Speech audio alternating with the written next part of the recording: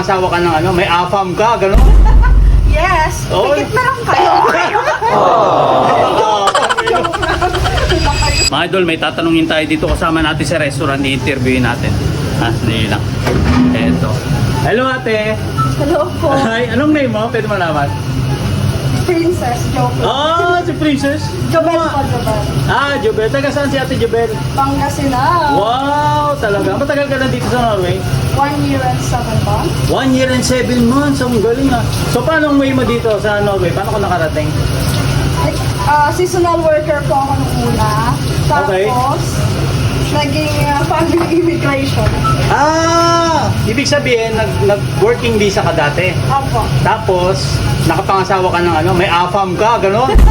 Yes! Oy. Pikit na lang kayo! AFAM, Joke lang. Wala kayo. Pero tatanungin kita, okay ba manirahan dito sa Norway? Okay naman po. Kaso mamimiss mo yung mga taba-taba sa Pilipinas kasi wala dito.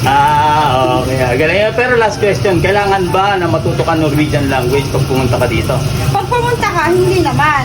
Kaso pag dito ka titira, feeling ko kailangan mo kasi mas madaming opportunities na mag-open sa'yo kung marunong ka ng salita nila.